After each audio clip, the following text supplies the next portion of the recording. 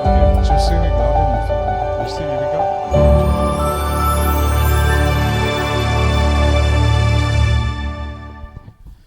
Mirë, përshëndetje të gjithëve, mirë se keni ardhur në Ridebate, kampionatin kombëtar të debatit.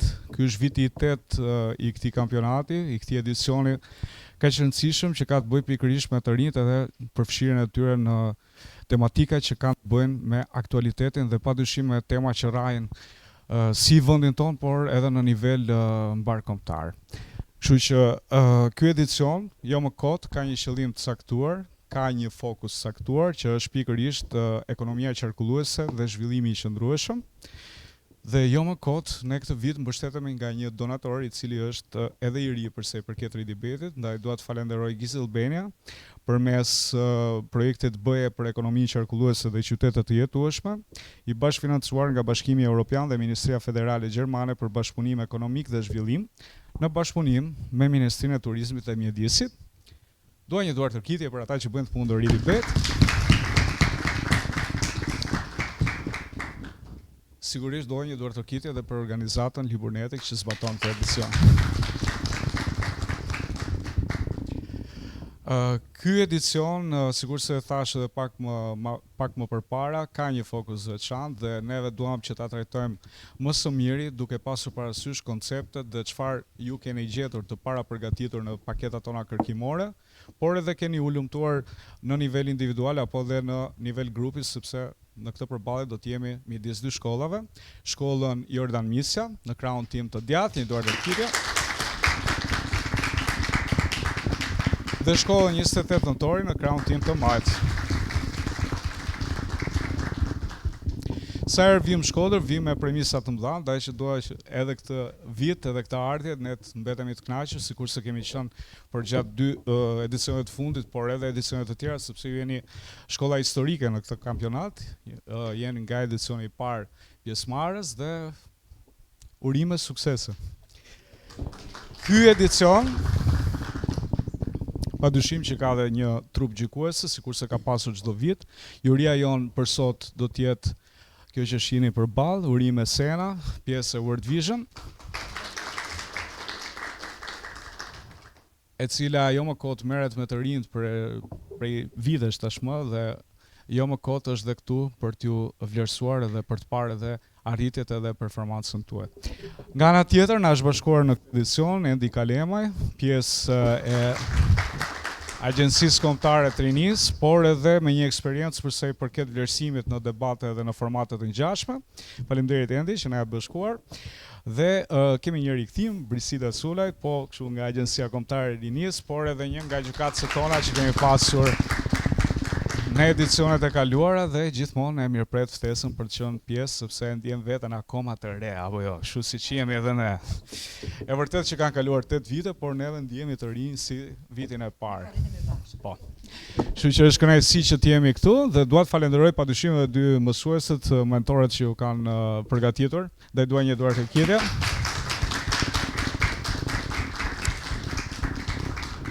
Dhe dua të falenderoj padyshim edhe përfaqësuesit e GIZ që na janë bashkuar sot për sa i përket këtij takimi që kemi në Shkodër, në Shkodrën tonë ku bëhet debat apo jo. Të paktën nga këto dy edicione të fundit ne kemi parë që kemi një kulturë të mirë debati, ndaj do të përzihem tani dy temat, midis dy temave, për sa i përket tematikës që thanë pak më parë. Kemi ndryshuar format edhe neve, nuk kemi më globa, kemi zarf. Nuk ka zarf të kuq apo të zi, por ka vetëm zarfe pozitive, kështu që do zgjidhni këtë debat të parë shkolla 28 nëntor dhe pastaj në debatin e dytë do të keni ju të drejtën për përzgjedhjen e temës. Kush do e marrë të drejtën e përzgjedhjes? Debora? Dea, më fal. Emrat gjithmonë kanë qenë një pikërisht. Atëherë, ekonomia qarkulluese kundrejt ekonomisë lineare, cili model është më realist në botën moderne? Okej, e lexojmë temën edhe një herë, ekonomia qarkulluese kundrejt ekonomisë lineare, cili model është më realist në botën moderne. Kjo është tema për cilën do të debatoni në këtë debat parë, por më së pari do zgjedhim edhe qëndrimin që do të mbajmë dy skuadra. Kështu që një nga anëtarët e skuadrës tjetër, Jordan Misja, do të bëjë përzgjedhjen e qëndrimit. Tu tek globi i vogël. Urdhroni.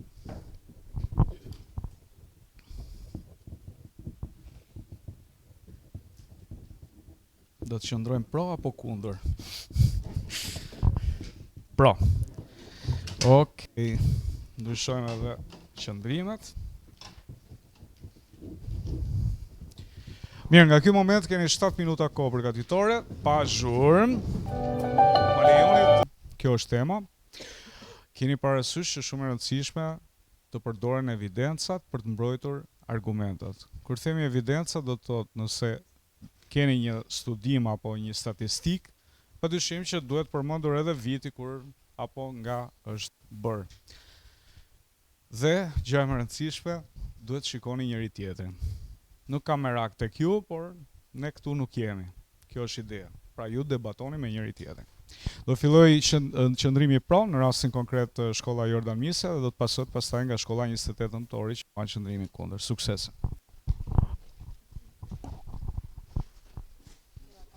Përshëndetje, jam Silvana Kamdoqa, nxënëse në Gjimnazin Jordan Misa dhe mbaj qëndrimin pro. Ekonomia qarkulluese është krejtësisht e kundërta e ekonomisë lineare. Për shembull, nëse në ekonomi lineare ne prodhojmë një produkt dhe më pas e hedhim, në ekonominë qarkulluese ne atë e riciklojmë, e ripërdorim dhe e riparojmë. Qëllimet e ekonomisë qarkulluese janë mbrojtja e mjedisit, ruajtja e burimeve të ndryshme, si dhe ulja e mbeturinave e të tjerë. Përveç kësaj, ekonomia qarkulluese ka të bëjë me një produkt që ndoshta mund të kenë ndërën vlera dhe ne e bëjmë atë e riparojmë dhe riciklojmë. Disa nga shembujt janë për riciklim kemi shishet e qeqit, ndërsa për shembullin e riparimit kemi një telefon të prishur i cili mund të riparohet. Përveç këtyre, tre temat kryesore të cilat i përmendëm më parë ishin riciklimi, ripërdorimi dhe riparimi, kur disa shembuj konkret dhe në disa statistika janë thënë. Në një raport të njohur në Londër në vitin 2020 i quajtur The Circularity of the Gap 2022, thotë se vetëm 9% e materialeve në vitin 2020 janë ricikluar dhe janë efektive. Përshëndetje, unë jam Rosela. Skuadra jonë mbron mendimin që ekonomia lineare është ajo më realiste. Sa realiste është ekonomia qarkulluese në fakt në vendin tonë? Vendi ynë nuk është aq i zhvilluar sa vendet e tjera të botës, ku mund ta përdorin ekonominë qarkulluese më mirë. Le të ndalemi pak sipas një studimi të bërë nga OECD në vitin 2023, kompanitë ricikluese në vendin tonë po falimentojnë. Vërtet që mund të riciklojnë, por a kemi kompani për të ricikluar? Në Shqipëri këto kompani po falimentojnë, pasi ato furnizojnë vetëm mbetje organike të cilat vinë në formë informale dhe mbi 80% e mbetjeve organike dhe mbetjeve të tjera në Shqipëri po digjen në landfille. Ne nuk kemi akoma strukturat e duhura për të vënë në funksion ekonominë qarkulluese. Kësaj ne jemi një vend i varfër dhe ne kemi probleme akoma më të mëdha arsimi shëndetësore dhe a është çështja jonë kryesore në të vërtetë ekonomia qarkulluese?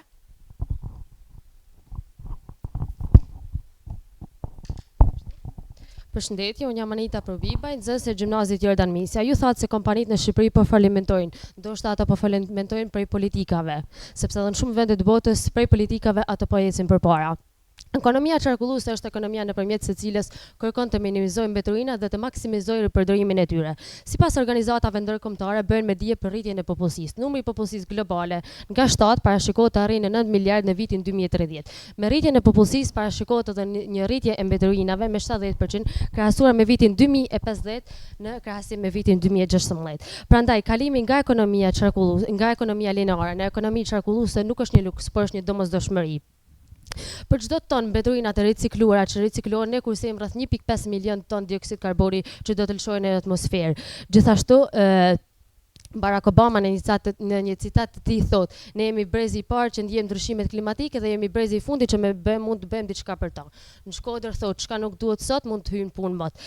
Kur ekonomia qarkulluese ka ndikim pozitiv për ndryshimet klimatike, pse mos e përkrahim. Faleminderit. Përshëndetje, unë jam Casey. Është e vërtetë se ekonomia qarkulluese ndihmon në riciklimin e mbeturinave, por mund të themi se riciklimi i këtyre mbetjeve kërkon një kosto të lartë dhe gjithashtu nuk riciklohen të gjitha mbeturinat në mënyrë të plotë. Këtë mund ta mbështes me faktin se një kompani e madhe makina, siç është ajo e BMW-s, përdori materiale të ricikluara në linjën e saj për prodhimin e makinave elektrike. Por kjo solli ndikime negative në ekosistem, pasi solli ndikime negative në fitimet afatgjata. Këtë mund ta mbështesë me faktin se një kompani e sheqerit në Taiwan përdor produkte bimore në prodhimin e produkteve të saj. Por mund të themi se ajo investoi shumë edhe në panele diellore, gjë që bëri që kostoja u rrit me 12% që në vitin e parë. Gjithashtu një shembull tjetër që mund të sjell në vëmendjen tuaj është në vitin 2022 vetëm 22.3% e 62 milion tonëve mbetje plastike u ricikluan. Çdo të thotë që pjesa tjetër nuk u riciklua dhe sollen pasoja negative për ekosistemin dhe mjediset. Përshëndetje, unë jam Armela, ndonë se ka arsye të mjaftueshme në atë që ju thatë, kur ju thani që nuk riciklohen mbeturinat në kohë të plotë. Unë nuk bie dakord, sepse ekonomia qarkulluese ridizenjon një program të qëndrueshëm, të riparueshëm, të ripërdorshëm dhe të riciklueshëm. Dhe duke e bërë këtë, kështu bën të mundur jetëgjatësinë e një produkti. Ekonomia qarkulluese, duke e bërë këtë, ndikon pozitivisht në ekonominë e një vendi dhe është kundër ndotjes së mjedisit. Në ekonominë qarkulluese, kompanitë duhet të projektojnë mirë një produkt që ka të bëjë që të bëjë të mundur jetëgjatësinë dhe shumë përdorimin e tij e produktit. Ekonomia qarkulluese bazohet në 3 parime kryesore. E para është ruajtja e efektivitetit të burimeve, e dyta optimizmi i produktivitetit dhe e treta është ruajtja dhe forcimi i kapitalit natyror. Këto 3 parime mund të përkthehen edhe në 6 aksionet e tjera, të cilat janë ndaj, optimizo, virtualizo, shkëmbe, riciklo dhe rigeneroj. Atëherë, përshëndetje, faleminderit për argumentin tuaj. Unë jam Rian Strenishi dhe jam pjesërisht dakord. Megjithatë, duhet kemi parasysh përveç anëve totale pozitive që ka ekonomia qarkulluese, nuk mund të arrihet kurrë drejt një kalimi total në ekonominë qarkulluese, sepse gjithmonë ekonomia qarkulluese do të jetë e varur nga ajo lineare, sepse nga ajo financohet. Dhe kjo vërtetohet edhe nga raporte të ndryshme, për shembull siç është ai i Peace and Turner, sipas të cilit nuk mund të arrihet kurrë një riciklim total. Do të ndalim gjithashtu edhe në përpjekjet që janë bërë drejt kalimit në një ekonomi qarkulluese, për shembull në tregun evropian, që kur janë realizuar, tregu evropian ka humbur rreth 8% të punëtorëve të prodhimit të plastikës, që është një numër mjaft i madh punëtorësh, të cilët nuk janë të kualifikuar për të bërë një punë tjetër, që humbasin vendin e punës vetëm për shkak të kalimit drejt ekonomisë qarkulluese. Këtu do të marrë një shprehje të Elon Musk për të mbështetur argumentin tim, sipas të cilit nëse ne përshihemi një lojë rregullat e së cilës nuk na lejojnë ne të bëjmë profit, ose do t'i thujmë rregullat, ose do dalim nga loja. Ai ka shteti shqiptar opsionet, ai ofron shteti shqiptar mundësitë që të lejojnë vendasit të dalin nga loja? Përshëndetje, unë quam Klea Sheri dhe unë nuk bie dakord me paraforcin për arsye se ju thatë se ekonomia qarkulluese varet nga ekonomia lineare dhe që në kuadër të saj ka humbur shumë punëtorë dhe ekonomia po bjen. Kur në fakt edhe vetë Bashkimi Evropian ka vendosur si një ndër shtyllat kryesore të zhvillimit ekonomik kalimin drejt ekonomisë qarkulluese. Pra, në këtë kuadër është të përgatitur një plan veprimi për një ekonomi qarkulluese e cila hap rrugën për një Europë sa më të pastër dhe më konkurruese. Kalimi BE-s në ekonomi qarkulluese do të zvogëlojë rritjen e presionit mbi burimet natyrore dhe do të krijojë rritje të qëndrueshme dhe më shumë vende pune. Pra, sipas ILO, ekonomia qarkulluese mund të krijojë mbi 6 milion vende pune neto deri në vitin 2030, veçanërisht në ato shtete ku papunësia është e lartë. Dhe a nuk mendoni edhe ju se ekonomia qarkulluese është e mirë për të krijuar më shumë vende pune të qëndrueshme se sa ekonomia lineare? Faleminderit. Përshëndetje, unë jam Eralda. Ekonomia qarkulluese me të vërtetë është një hap i rëndësishëm, por nuk duhet të anashkalojmë ndikimin e madh negativ social dhe ekonomik që ka për punëtorët e pakualifikuar dhe marrësim bazës së parësim formal. Ekonomia qarkulluese mund të shkaktojë dëme serioze në disa sektorë ekonomik, duke çuar në përjashtimin social dhe ekonomik të mira punëtorëve marrësim të ulët, të cilët nuk i kanë aftësitë dhe nuk posedojnë mundësinë për teknologjitë dhe kërkesat e tjera që kjo ekonomi kërkon. Ekonomia qarkulluese bazohet në përdorimin efikas të burimeve, në riciklimin, në teknologji, gjë të cilat kërkojnë teknologji të reja, njohuri digjitale, arsim profesional, gjë të cilat mira punëtor aktual nuk i posedojnë. Një shembull fare i thjeshtë në Bangladesh, ku 4.4 milion njerëz punojnë në industri tekstile, ku 80% e këtyre janë pa arsim formal ose vetëm arsim bazë dhe nuk janë të gatshëm për tranzicion për dhe trajtime të drejta. Pra, ekonomia qarkulluese me të vërtetë krijon vende pune, po punojësit aktual nuk i posedojnë aftësitë dhe mundësitë që të marrin pjesë në këto vende pune dhe të jenë pjesë e kësaj ekonomie.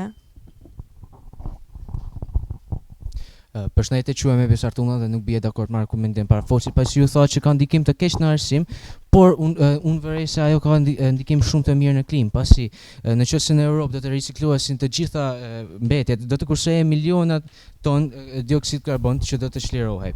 Ekonomia qarkulluese ka aftësi që të mbajë ekonominë në planin afatgjat, ndërkohë që ekonomia lineare është në planin afatshkurt. Ne duhet të mendojmë për të ardhmen, jo vetëm për të tashmen. Ekonomia lineare me idenë e saj blej përdor hidh shpërdoren më shumë se ç'duhet, sidomos në një botë me resurse të limituara. Këto materiale të para janë shumë të rëndësishme dhe të nevojshme. Gjithashtu ekonomia qarkulluese vëmë re se ka pasur shumë avantazhe këto vitet e fundit dhe sidomos në planifikimin e të ardhmes. Dhe gjithashtu, a nuk duhet të mendojmë ne për planetin ton dhe për mirëqenien e tij në planin afatgjat dhe jo vetëm në planin afatshkurtër? Shumë faleminderit. Përshëndetje, unë jam Senela Çeka edhe megjithse argumentet e parafolësit tim ishin të mirë studiuara, nga ana tjetër ne duhet të vëmë re se ekonomia qarkulluese faktikisht në Shqipëri ka nevojë për infrastruktura të reja, sepse nuk janë akoma teknologji të konsoliduara. Dhe rrjedhimisht ekonomia qarkulluese duke i ndërtuar këto infrastruktura të reja çliron më shumë gazë serre në mjedis. Ndër të tjera, ekonomia qarkulluese në shembullin shqiptar vuan nga mungesa politikave qeveritare. Ka nevojë për fushata për ndërgjegjësimin e popullatës, për financim në inovacionin ekologjik, për strategji afatgjat në sektor ndryshëm dhe po dikush mund thotë se po mirë ekonomia qarkulluese mund të vazhdojë edhe pa këto politika qeveritare, po që është e vërteta dhe populli thotë dardha ka bishtin mrapa. Ekonomia qarkulluese mbetet një ide shumë e bukur, po nga ana tjetër pastaj fshihet një realitet i ashpër që nuk mund ta anashkalohet dot dhe e pa atribuar nga mungesa politikave qeveritare ajo nuk ka se si të funksionojë. Shifrat flasin vetë. Nga Circularity Gap Report në 2024 është bërë një studim që nga viti 2018 në 2023 materialet e riciklueshme kanë rënë me 1.9% për 5 vite dhe kjo është atribuar nga mungesa e këtyre politikave. Pra, Përshëndetje, unë jam Valentina Marashi edhe dëgjova me shumë vëmendje fjalët e tua dhe ju folet për infrastrukturën, po nga një herë ajo është e kufizuar. Në vitin 2023 ekonomia qarkulluese kontriboi në mbi 300 miliard euro në Bashkimin Evropian dhe krijoi mbi 4 milion vende pune. Edhe këto vende pune nuk ishin në sektorin tradicional ndotës, por në riparim, riciklim dhe dizajn të qëndrueshëm. Ekonomia qarkulluese dhe mbrojtja e mjedisit nuk janë në konflikt me njëra tjetrën dhe përkundrazi ata janë bashkë. Do t'ju bëj një pyetje, duke pasur kaq shumë përfitime në ditët e sotme ekonomia qarkulluese, si e shpjegoni faktin që ende sot njerëzit vuajnë nga pa punësia apo dhe shkatrimi mjedisor? Pres një përgjigje nga ju. Faleminderit. Po, unë jam Joina dhe sa po na thotë që ekonomia qarkulluese është një zgjidhje për disa nga problematikat e shoqërisë sonë, po sa gatshme është qytetari thjesht që të bëhet pjesë e këtij ndryshimi. Pak më parë, parafolësia tha se BE-ja është gati për një ndryshim të tillë, por sipas një studimi të Eurostat, vetëm 17% e qytetarëve të BE-s ishte gatshëm të merrte pjesë në një kaos për ndryshimin e pajisjeve elektronike, duke përdorur ato që ishin të rregulluara. Pra, siç thotë edhe populli, ujkuqimin e ndron, por zakoni nuk e harron. Duket se sa herë që qytetari thjesht i ofrohet një mundësi zgjidhje alternative, ai vrapon drejt zgjidhjeve të vjetra. Është e vështirë që të ndryshosh kulturën e sotme atë kulturë globale të konsumimit shpejt.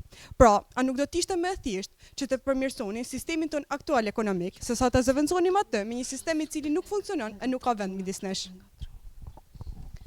Përshëndetje, unë jam Anja Zavata dhe unë nuk bie dakord me parafolsin, kjo pasi ekonomia qarkulluese mund të reduktojë lëndët e paravirgjëve, ruan burimet natyrore dhe rrit sigurinë ekonomike në vende të tilla si Shqipëria, e cila varet nga importi.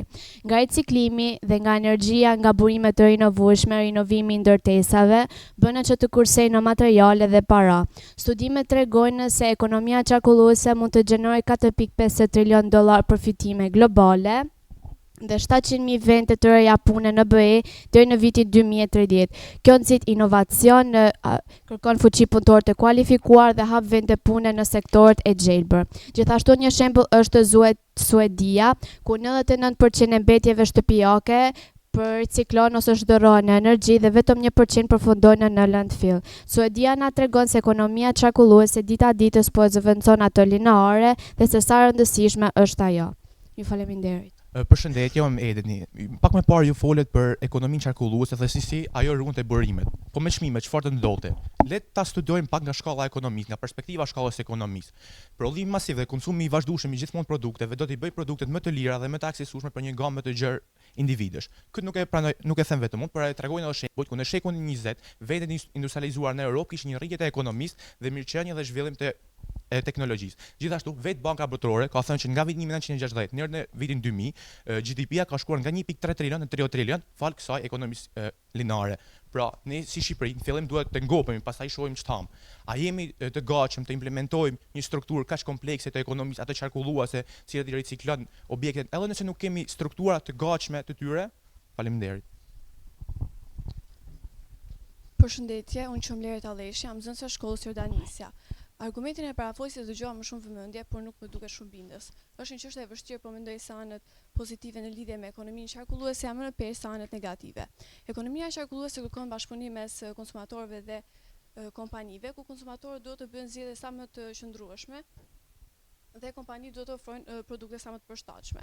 Gjithashtu ekonomia qarkulluese është e qëndrueshme në afatgjatë. Si shembull mund të marrim kompaninë Patagonia, e cila ka një program të quajtur OneWare, ku i ofron klientëve që të mund të rikthejnë, të riparojnë, të shesin apo dhe të blejnë produkte të përdorura. Gjë e cila ndikon pozitivisht. Kjo iniciativë mund të ulë ndjeshëm kërkesën për prodhimin e ri dhe gjithashtu rritet edhe gjatësinë e produkteve. Ky përfundimi im dhe i grupit tim që unë përfaqësoj nuk mendoj se është në përputhje me atë që grupi tjetër ka arritur. Faleminderit. Përshëndetje, unë quhem Deja dhe doja të bëja një pyetje nëse çdo zgjidhje e ekonomisë qarkulluese është me të vërtetë e qëndrueshme, pikërisht lidhur me ato që ju sapo thatë. A mund të themi dhe se disa nga problemet e ekonomisë qarkulluese pikërisht vijnë me faktin që ca nga problemet që ajo përpiqet të zgjidhë, në të njëjtën kohë sikur po shkakton ca problematika dhe me to. Ne kësaj në Shkodër i thojmë bardh vene pi ujë. Një shembull i tillë është riciklimi i plastikës, në cilën 30% e mbetjeve plastike prap shlirohen në mjedis, shlirohen mikroplastikat për të cilat jemi të ndërgjegjësuar se sa dëmshme janë për organizmin ton. Po ashtu kemi substanca toksike ndaj të cilat ekspozohen punonësit e fabrikave dhe njëkohësisht rrezik të shtuar ndaj zjarreve. Çka do të thotë se pikërisht vendosjen në vendet ku janë vendosura këto fabrika, do të kemi rrezik ndaj zjarreve dhe substanca toksike që përçohen më pas tek pikërisht te komunitetet. Ne duhet bëjmë kujdes se jo çdo model është i qëndrueshëm në këtë mënyrë. Duke shtuar këtu dhe argumentin e rritjes së papunësisë, kostot e larta dhe faktin që materialet nuk riciklohen, rritjen e GDP-s në shekullin 20, mungesën e politikave qeveritare, mungesën e infrastrukturës, faktin që konsumatori merr pjesë minimale në ndryshim, a mund të themi me të vërtetë se kjo ekonomi është modeli më i qëndrueshëm?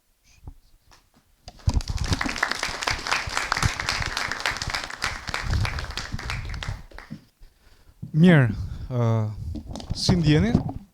I kaluat emocionet? Okej. Juria? Okej. Do të vazhdojmë me debatin e dytë. Debati i dytë nuk ka lidhje me të drejtë për drejtë me ekonominë qarkulluese, por ka të bëjë me tema që janë më të prekshme dhe më aktuale përse i përket edhe grup moshës që ju keni, por padyshim që informacioni vlen, që do të thotë argumentet ngrihen dhe mbi tematikën bazë që kemi si kryesore të këtij edicioni. Tani do të zgjedhim një nga temat. Kush do zgjedhë? Kush është lideri këtu? Kush është lideri? Okej. Emrin të lutem ma kujto. Anita? Okej. Anita?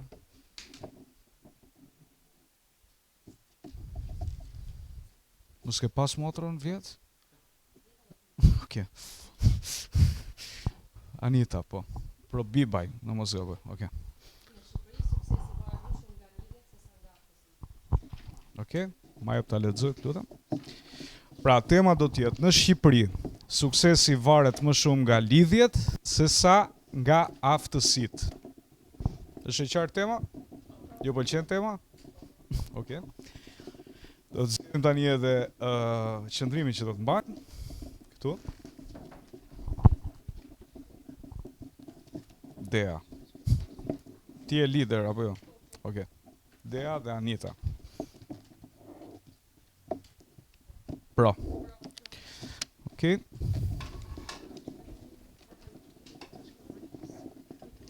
Nga ky moment keni 7 minuta. Mirë, bëhemi gati tani të ndjekim edhe debatin e liderave. Në këtë përballje do të kemi Dean dhe Anitën. Dhe me qënë se jemi tek debati i liderave, duhet të falenderoja Dora Allune që na është bashkuar, është debatuesja më e mirë e vitit të kaluar, edhe falë saj ne kemi shtuar këtë çmim, kështu që faleminderit që jepte. Do të filloj grupi që mban, më sakt lideri që mban qëndrimin pro dhe do të pasohet pastaj nga lideri që mban qëndrimin kundër. Të dyja vajzat do të kenë dispozicion 4 ndërhyrje, 2 minuta për secilën ndërhyrje. Sukses. Përshëndetje, unë quhem Dea, do të mbështes qëndrimin pikërisht se në Shqipëri janë lidhjet ato që mundsojnë që njeriu të arrijë më tepër sukses se sa aftësitë. Dhe për këtë do doja të nisja nga koncepti global mbi lidhjet dhe mbi atë çka është rrjedhimi. Lidhjet tek e fundit janë njohje familjare, janë njohje personale, profesionale, miqësore që ti zhvillon me një individ tjetër, duke vendosur një marrëdhënie reciproke ku të dy palët përfitojnë. Nisur nga kjo, ky individ tjetër kupton se kush ti je, çfarë aftësish ke dhe çfarë vlerash ke. Dhe kjo lidhet me konceptin më pas të asaj çka quhet personal branding ose reklamimi personal, I cili sipas Harvard Business School përcaktohet si një përpjekje strategjike për t'i shfaqur tjetrit vlerën tënde. Kjo do të thotë që individi tjetër kupton se je një individ autentik, tërheqës dhe një individ I cili diferencohet nga të tjerët. Pikërisht ky koncept I reklamimit personal është ai I cili çon në njohje dhe në lidhje, dhe këto njohje dhe lidhje çojnë në krijimin e një rrjeti, një komuniteti ndryshe me personë të cilat mbartin të njëjtat vlera si ti, dhe më pas mund të mundsojnë që ti të arrish më tepër sukses sepse do të mbështesin. Dhe pikërisht Forbes përcakton këtë rrjedhim si të ishte Chelsea I suksesit. Dhe këto e mbështesin dhe dhënat. Në 2009 një studim I Psychology Review thekson se pikërisht janë njerëzit të cilët kanë rrjetin më të madh, ato që bëjnë karrierë, ato që rriten në pozicione më të larta dhe ato që cilët pësojnë rritje paget. Në vitin 2024 një studim I Science Direct thekson diçka tjetër, se nëse flasim për shembull për fushën e sipërmarrjes, janë startupet të cilat kanë lidhje më të mëdha sociale, ata që marrin pikërisht investimin në shumë më të mëdha të parave. Dhe njëkohësisht një studim nga një kompani konsulence tjetër në SBA thekson se 62% e punonjësve të cilët rekomandohen nga një punonjës ekzistues brenda kompanisë e marrin punën pikërisht në këto kompani. Po të ishit për shembull ju një investitor, a nuk do të kishit investuar pikërisht tek ajo kompani apo ai startup që ka një themelues që ju e njihni, që e dini se do të jetë I çndrueshëm, që e dini se do të jetë I besueshëm dhe I zgjuar për ta ndërmarrë këtë iniciativë. Po të ishit për shembull themi një rekrutues, a nuk do të zgjidhni punonjësin I cili ka një rekomandim nga një person që ju e njihni dhe e vlerësoni? Duke vazhduar.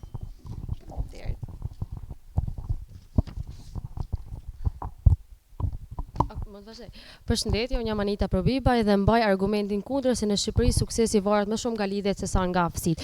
Është e vërtetë që në Shqipëri shpesh dominojnë më shumë lidhjet, por lidhjet se sa aftësitë, por kjo nuk e hell poshtë aftësitë tona si individ të tjerë. Ju dha disa statistika për vende të ndryshme të botës, por ne konkretisht po flasim për Shqipërinë dhe nuk merrem për bazë. Gjithashtu, asnjëherë nuk mund t'i hellin poshtë asnjë lidhje, asnjë gjë nuk mund t'i hell kurr poshtë vlerat tona si individ ose të tjerë. Po ju jap një shembull ku nuk dua të përmend emra, ku shpesh herë ka ndodhur një familje që nuk ishte fare lidhje, nuk ishte fare njohur dhe fëmijët e tyre sot janë super të njohur dhe super suksesshëm. Një shprehje thotë, më jep një shembull e ke hedhur poshtë 10 argumente pro dhe 10 argumente kundër. Unë si Anita me aftësitë e mia që keni marrë nga shkolla ose nga familjarët e mi, kanë më shumë vlerë se sa një lidhje që mund të krijoj sot ose nesër ose pas nesër me një grup njerëzish të tjerë. Faleminderit. Ju përmendët se ne duam të flasim për Shqipërinë. Mirë, po pikërisht Shqipëria është pjesë e këtij fenomeni global dhe ja tani po flasim edhe për Shqipërinë, ku lidhjet përmet se marrin këtë kontekstin e rrjedhëzimit, marrin edhe një kontekst tjetër që shpesh herë prish dhe caqet e meritokracisë. Një sondazh I qendresës qytetare në vitin 2021 theksonte se pasi pyetën të rinjt se si mendojnë ato se kanë marrë pjesën më të madhe të pozicioneve punonjësit administratës publike, 64% e tyre theksonin se duhet të jetë me padyshim lidhjet politike dhe 12% e tyre se duhet të jetë nepotizmi. Çka tregon kjo? Një mungesë besimi. Mirë, po kjo mungesa e besimit nuk vjen nga hiçi. Mungesa e besimit vjen pikërisht nga eksperjenca të përsëritura të shumicës shqiptare. Çka nënkupton pikërisht se një fenomen I tillë duhet të ekzistojë. Dhe pikërisht në rastin e Shqipërisë kjo konkretizohet me faktin se nga Transparency International në indeksin global mbi korrupsionin, Shqipëria theksohet se është vendi I 80 për sa I përket nivelit të korrupsionit, çka dëshmon pak se tek e fundit korrupsioni bëhet me atë qëllimin që ti përmes lidhjeve tuaja të fusësh mbase djalin tënd apo nipin tënd aty tek ai pozicioni që ti dëshiron. Më pas nëse e marrim këtë si koncept, lidhjet dhe suksesi veçanërisht në administratën publike, duhet ndalemi tek një raport I 2024-shit I OECD-s, I cili thekson se pikërisht punonjësit e administratës civile pas vendosjes së ligjit të ri, I cili përcaktonte pikërisht dhe detyrat e specialistëve të cilët punojnë me kohë të pjesshme në administratën publike, vërente se nuk ka rregulla specifike të cilat përcaktojnë se si duhet të rekrutohen këta individ, duke shkaktuar mundësi që ky proces të manipulohet dhe të rekrutohen pikërisht ato individ që arrin aty përmes lidhjeve, duke marrë më pas të specialistë të njëjtën pagesë, siç marrin dhe individët të cilët kryejnë po të njëjtën punë vetëm me kohë të plotë. Një studim tjetër i Bergjit për shembull, i Bankës Europiane për Rindërtim dhe për Zhvillim, thekson pikërisht se janë probleme të cilat lidhen me misalokimin e kapitalit drejt personave apo drejt bizneseve të cilat nuk sjellin me të vërtet produktivitet ekonomik, çka dëshmojnë faktin se nuk po arrihet kjo gjë me merita.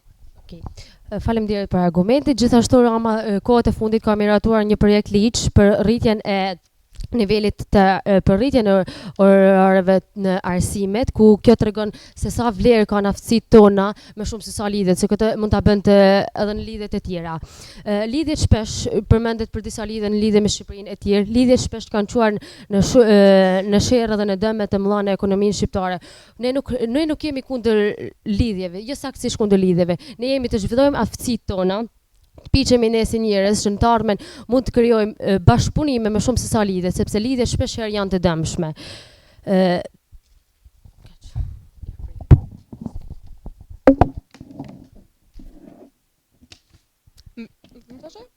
Mlini të theksoj se as ne nuk kemi pro lidhjeve, po ne thjesht po vlerësojmë një realitet ekzistencë në Shqipëri.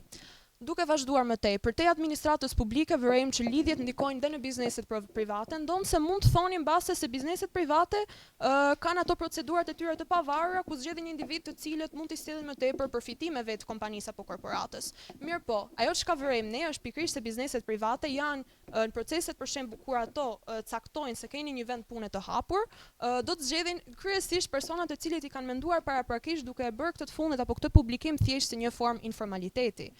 Ka raste kur bizneset nuk i publikojnë fare vendet vakante, pikërisht me atë pretekstin se e kanë gjetur personin e duhur dhe me të drejtë, sepse nëse ato mendojnë se mund të gjejnë një person i cili është i aftë në këtë fushë dhe ato njohin dhe kanë besim se mund ta kryejë punën mirë, atëherë zgjedhja biznesit privat. Duke shtuar këtu që dhe në kodin e punës nuk përcaktohet që bizneset kanë mundësinë që të caktojnë apo të ndjekin kriteret e detyrueshme, siç ndjek administrata publike për punësimin e individëve. Kjo do të thotë që biznesi mund të ndjek çfarë do lloj procedurash dhe rregullore që duaj, për sa kohë që i qëndron parimeve të drejtave të njerëzit. Duke shtuar këtu, lidhjet na shfaqen mjaft si me avantazhe dhe për shembujt e VIP-ave, për shembull që shohim në muzikë, në art dhe në sport, pasi të afërmit e tyre kanë qenë një shtysë e madhe për të arritur drejt suksesit të tyre. Dhe këtë nuk e shohim vetëm në Shqipëri, e shohim madje edhe në gjithë botën.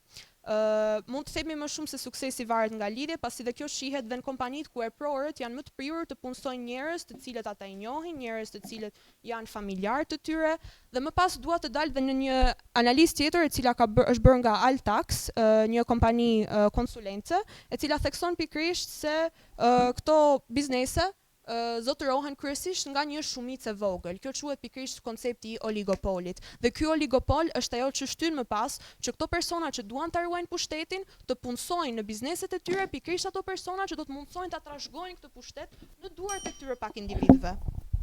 Okej, ju thash që shpeshherë punësohen individ nga lidhjet familjare ose shpeshherë ndodh që nga njohjet ose nga njohjet që mund të ketë familjarët ose një biznes të punësojmë ata individ dhe shpeshherë kanë ndodhur që prej atij individit ata mund të falimentojnë ose mund të ndollin ose mund të humbin një pjesë të ekonomisë. Lidhjet ndikojnë, ju thatë se gjithashtu lidhjet ndikojnë edhe në bizneset private, por nëse ne nuk kemi dijet, nuk jemi aq të zhvilluar në aftësitë tona, këto ne mund të zhvillojmë veten në radhë të parë dhe pastaj mund të shohim nëse këto lidhje ja vlen ose nuk ja vlen. Nuk po themi se nuk duhet të bashkëpunojmë, duhet të bashkëpunojmë deri në një farë pike. Jo të krijojmë lidhje që të komandojmë vendin dhe më pas ky komandim të mos jetë në avantazh tonin. Gjithashtu edhe lidhjet nuk i drejton një person pa aftësi. Sigurisht në krye të vendit nuk vendoset një person që nuk ka aftësi, nuk është i mirë orientuar, nuk ka kryer një shkollë të mirë, ka bë aftësitë e veta që më ecë përpara ose prej atyre aftësive ai ka kriju eksperjenca, ku eksperjenca sot është një ndër vlerat më të rëndësishme që do të ketë një person e tjerë. Gjithashtu Shqipëria nuk është në nivel të njëjtë me vendet e tjera të Europës ku ju e krahasuat, sepse ka shumë njerëz drejtues shtetesh dhe jo vetëm që qëndrojnë në punë, vetëm nga lidhjet, jo nga aftësitë, ku shpeshherë ne njohim njerëzit mund të hinë nga punë varet nga një lidhje ose tjerë, por në shumicë rastesh ata hinë nga punë nga aftësitë e tyre, për shembull. Fëmijët që nuk kanë prindër po marrin për shembull, nesër mas nesër ata arsimohen, diplomohen, ata nuk kanë njofje. Si ai takon me këtë që në Shqipëri mos ketë fare këta persona që janë me dije? Faleminderit. Do të flas pak për lidhjet lidhur me ato që sapo ju thasht. Ndoshta mund të ishte më mirë ta konceptonim pikërisht lidhjet dhe aftësitë si një formë dikotomie që shkojnë së bashku padyshim, ama flasim për realitetin dhe flasim njëkohësisht dhe për impaktin konkret që ka lidhje në qenjet njerëzore. Një individ me cilin ti ke arritur të formosh një lidhje, është një individ i cili ty të beson dhe përpasoj mund të jetë dhe një shtysë e madhe për zhvillimin tënd karrieristik. Pastaj pse kanë rëndësi lidhjet? Ti me aftësi mund të kesh plot mundësi që ta zhvillosh punën tënde mirë, po nëse kush nuk është i ndërgjegjësuar se çfarë aftësish ke, si mund të arrish ti atëherë në atë kontekst? Pastaj, nëse marrim dhe shembujt konkret të kompanive, jemi të vetëdijshëm që shpesh herë sekretet e kompanisë ruhen më mirë nga familjarët se sa mund të ruhen nga persona të tjerë të cilët janë të punësuar nga jashtë. Dhe kjo do të thotë që është i shtys më tepër që lidhjet të kenë më tepër rëndësi dhe më tepër pjesë e aktualitetit. Më pas kemi dhe konceptin e letrave të rekomandimeve. Pse përdoren tek e fundit këto? E dini ju se një ndër aspektet më të rëndësishme në aplikimin e një individi, madje dhe më shumë se CV-ja janë letrat e rekomandimeve, sepse ato tregojnë pikërisht substancën e individit, cila është vlera e tij kryesore, gjë që CV-ja nuk arrin dot ta përcaktojë. Më pas qëllimi i veprimeve tona është pikërisht që të krijojmë lidhje.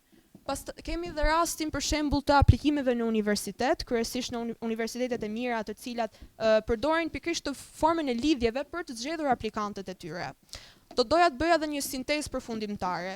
Lidhjet i shohim si një aspekt më rëndësi në fushën globale përmes leximit. Lidhjet i shohim si një realitet konkret që prek dhe meritokracinë konkretisht në Shqipëri, duke nisur që nga administrata publike, që me format e korrupsionit që kemi zhvilluar në Shqipëri, e shohim më pas të zhvilluar tek bizneset private sepse ato duan të ruajnë kapitalin e tyre dhe mendojnë sikur është investim më i zgjuar që të investojnë pikërisht tek personat me anë të cilëve kanë zhvilluar lidhje.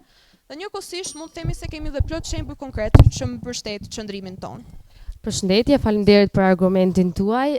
Ju thatë se lidhjet ndikojnë në biznes private ku nuk mund t'i besojmë një personit huaj më shumë se sa një personit familjar. Nuk po themi se në biznes punsojmë personat huaj dhe të besojmë atyre 100%. Kjo është marrëzi, është edhe shpesh budallak, sepse është si të luajmë me kartat hapura për ata, por jo për ne. Gjithashtu ju thatë se ju përmendet aktualitetin në vendet e tjera, por edhe në Shqipëri, por ne dim gjithashtu se shpesh herë aktualiteti në Shqipëri tregon diçka tjetër, tregon diçka komplet kundër.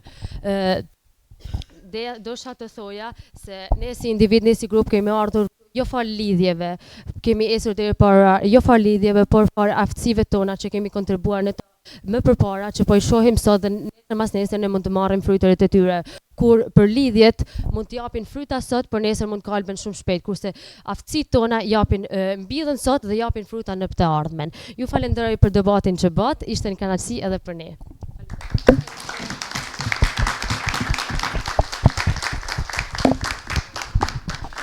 Mirë, faleminderit të dyja vajzave. Tani është momenti që juria të mbledhet, bëj vlerësimin dhe pas pak do të mësojmë edhe rezultatin. Kështu që do t'ju ftoja që a do dalim ne? Okej, dalim ne.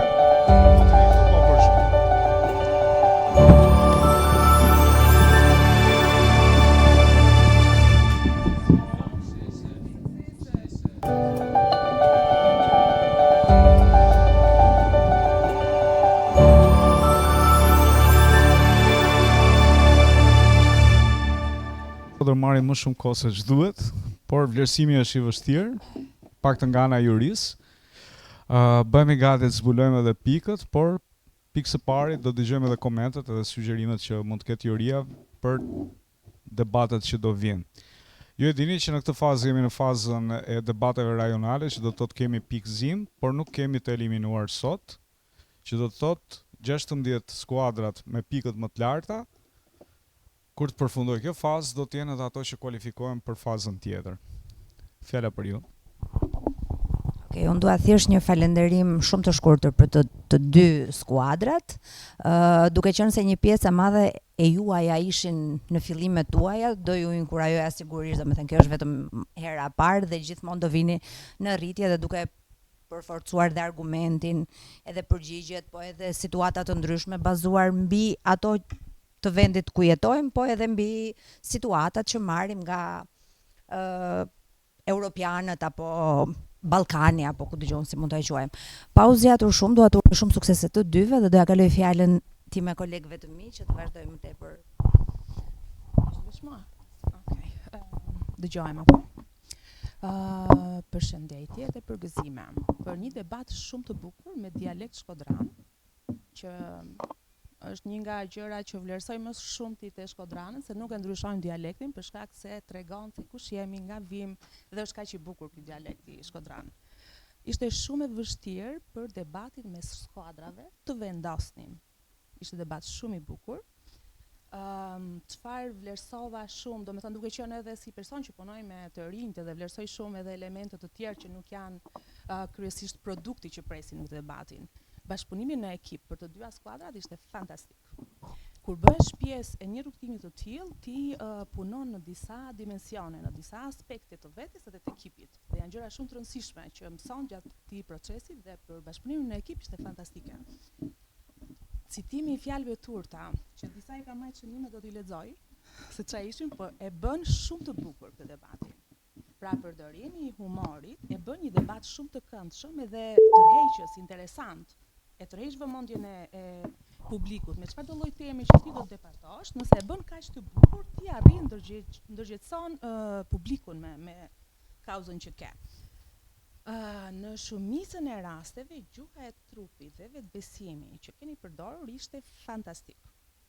Në disa raste ka nevojë që të përmirësoheni akoma, por duhet thjesht të mos ndaloheni, mos ndaloni rrugën tuaj për disa komente që merrni. Dua që këto t'i merrni si kritika që ju përmirësojnë në vazhdim. Parashtrimi i argumentave gjithashtu më pëlqeu në pjesën më të madhe të rasteve. Kishte disa raste që binit në përsëritja me veten tuaj. Pastaj për komente pak, ndoshta do të jetë endi që do të them ndonjë gjë më shumë për debatin mes liderave. Do doja që Anita të parashtronte disa argumenta, pra Dea të mbajti në lojë, ti u përgjigje argumentave të Deas, të parashtroje, ta nxirrje Dean jashtë sistemit vet, por në përgjithësi ishte shumë i bukur. Në pamje të madhe ishte shumë i bukur si debat. Tani Endi, faleminderit. Përshëndetje të gjithëve. Debati midis skuadrave ishte një debat fantastik. Në çdo moment unë isha duke anuar nga secila skuadër, pas çdo argumenti që jipesh secila skuadër unë isha thosha po. Do ishte një moment që dhe vetë nuk po dija se ku të pozicionoja. Unë dua një dorëkitje fantastike për të dyja skuadrat.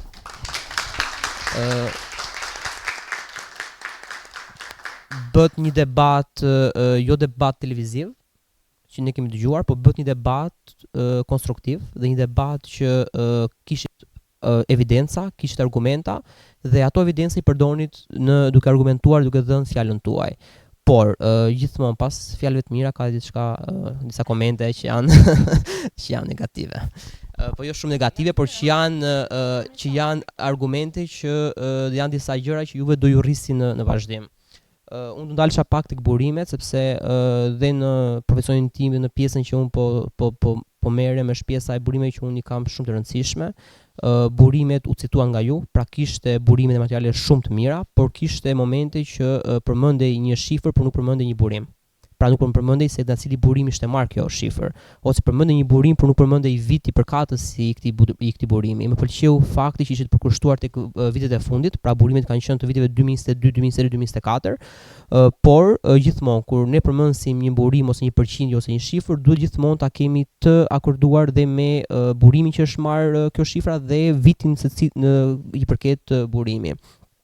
Pjesa tjetër ishte pjesa e argumenteve që ishte pjesa argumenteve ndërkombëtare. Pra kur përmendsim disa argumente të cilat kanë të bëjnë me BE-n apo statistika të BE-s, gjithmonë ne duhet të jemi çik të vëmendshëm dhe të përmendsim dhe raportimin se cili raportimi përket, vitin përkatës dhe shifrën se çfarë përmend ky raportim. Tek pjesa tjetër tek citimi i shprehjeve. Pra patëm disa citime shprehjesh domethënë që mund ishin personale, por citime shprehje që ishin të Barack Obamës, kam shënuar një këtu. Citimi i shprehjeve nuk është një argument. Pra mund të bëhet një citim shprehje, por nuk mundet dot që përdoret si një kundërargument.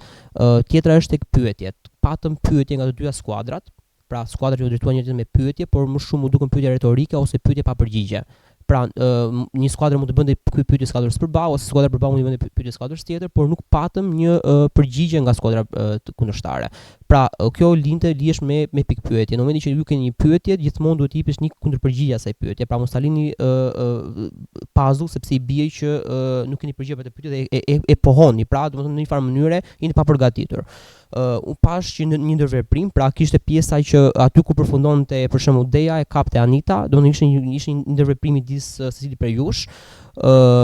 Ajo çfarë tha dhe kolegja, gjëja që mund të që ka bërë diferencën, ka qenë pjesa e debatit midis liderave.